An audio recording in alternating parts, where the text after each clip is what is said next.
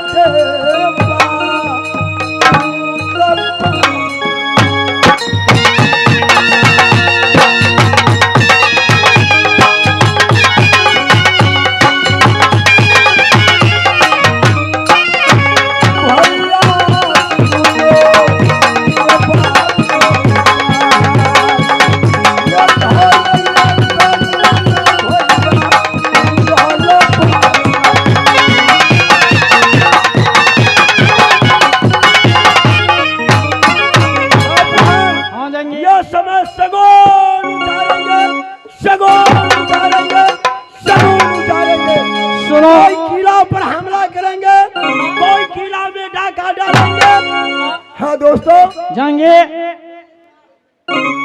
आज दरभंगा से चल करके आज ये उछाल गांव में बस्ती में पहुंच गया हूं। क्या बगल में नेपाल है। सही बात। वहां से दरभंगा में इसको दारू तारू नहीं मिला, क्योंकि नीतीश कुमार पूरे बिहार में तारी दारू बंद कर चुका है, शिखर पराग सब बंद कर चुका है। और याते याते दरभंगा से चल करके उछाल गांव में नशा खा लिया है, दारू पी लिया है। जंगी उधर का कर्मी है, मैं जात की राजपूत हूँ। राघव चाहता सर पर बांधा जो टहिया पाज राह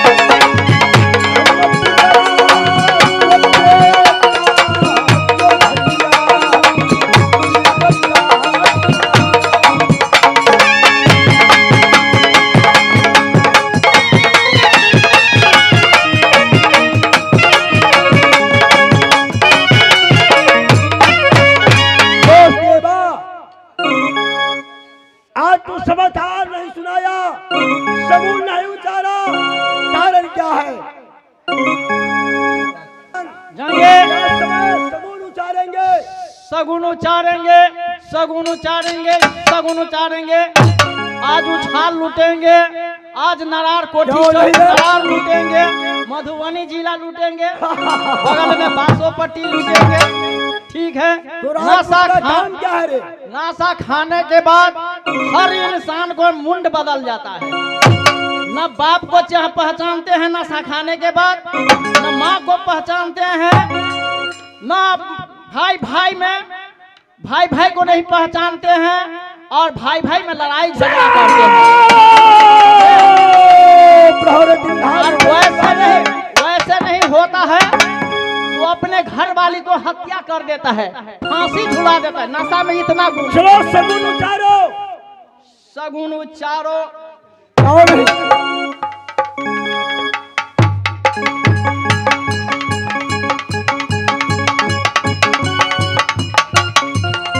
सुनो, आज शनिचर दिन है नीचार, कल खड़े रहे एतवार, क्यों नहीं? जतरा न लिखता चोरी तारा मिला। ओ जतरा न लिखता चोरी मेरे तारा।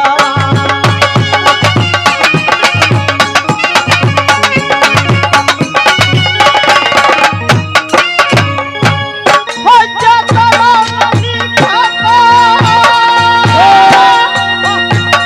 ओ मेरे तारा।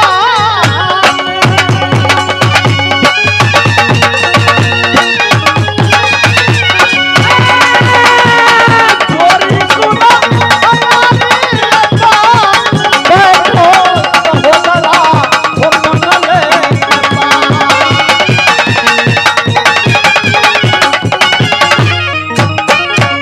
जबकि इस समय यात्रा नहीं लिखता है मेरे पत्रा में, आगे महीना में देखेंगे। गोस्वामी जी रामायण में लिखा है, क्या लिखे है? मंगल बुध को पूरब में कालू, शुक्र शनि को पश्चिम में चालू, रवि सोम का उत्तर में पयाना, बिफे को दक्षिण जाना तो लौट के नहीं आना। इसलिए यात्रा नहीं लिखता है। सुनिए, कौन कौन दिन चलना चाहिए? ओ रात अंधेरी जो सामना सामना बीते, रात अंधेरी जो सामना सामना बीते, जो क्रिया के दे, ओ पंचाचर में जोरी, ओ बगुला शोभे, कोयल शोभे जोरी आमक डाली, शोभने दो। लोगबा शोभे जोरी हो बसती में, अब दलिए शोभे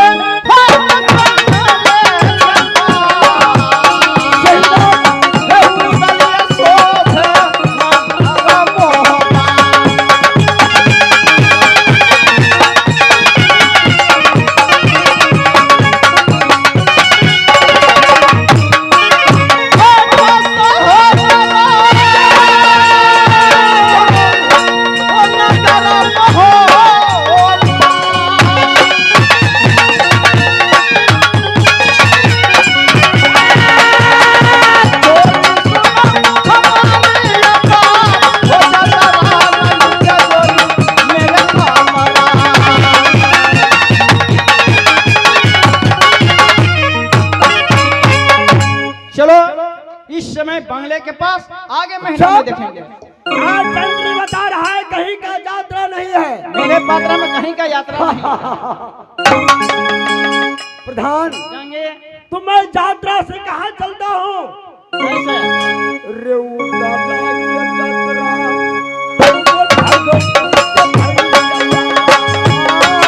चावल क्यों जवान?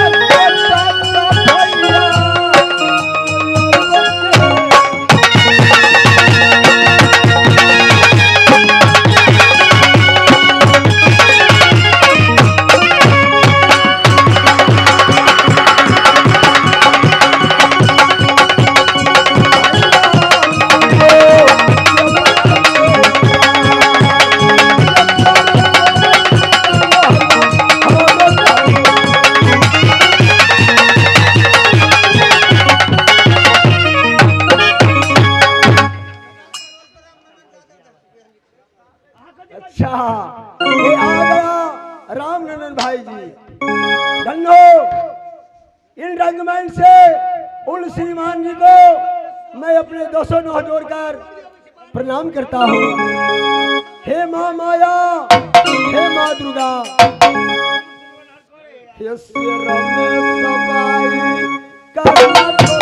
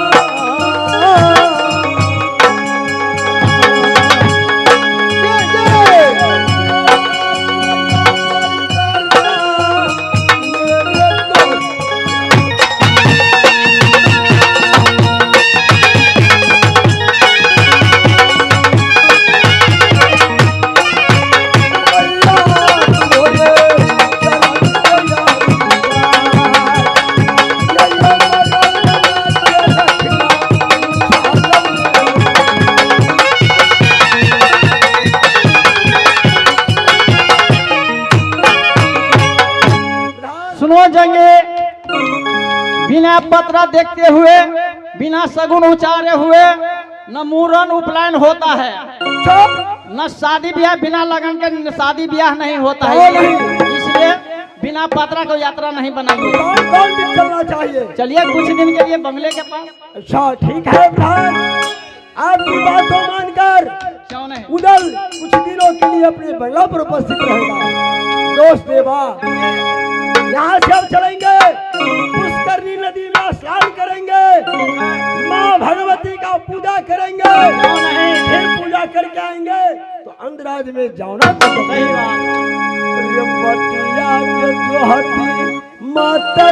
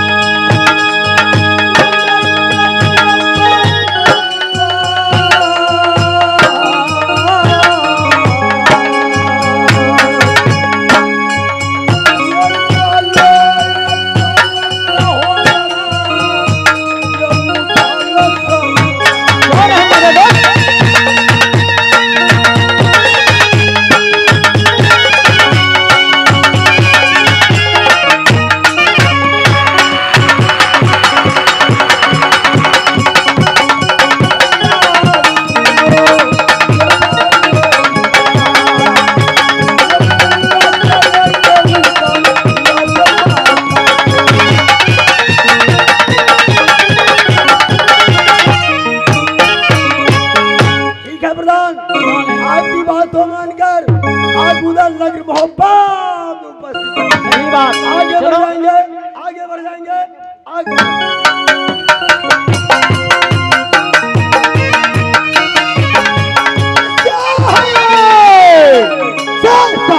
खेला जोली चौरिया में है गल के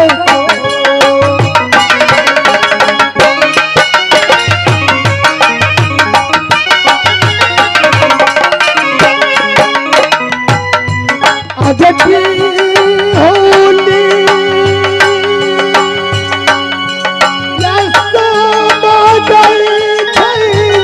सासुरा मेरे पोछा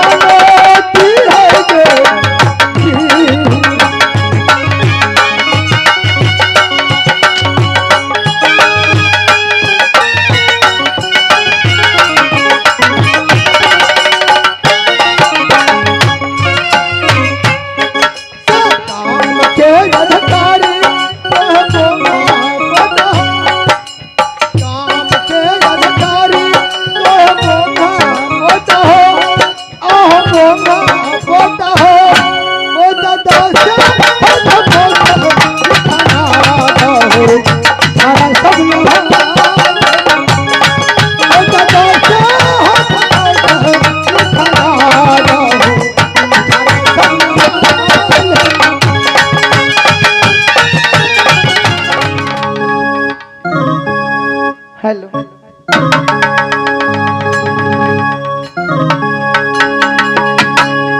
ये जी घर ये हमारी दीदी शंकर गधा में बेटी का हाथ से करो सिंह ये मजा बहनिया है जबाना डाकू के ये नमज हमारी गदी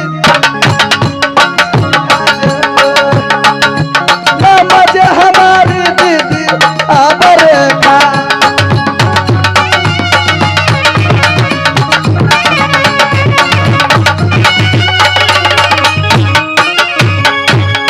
बड़ा दुलार भैया जी के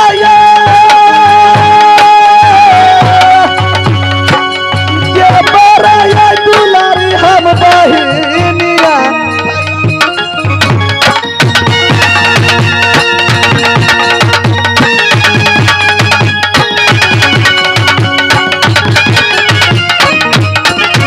जगन्नाथ धुरगा साथी चरहन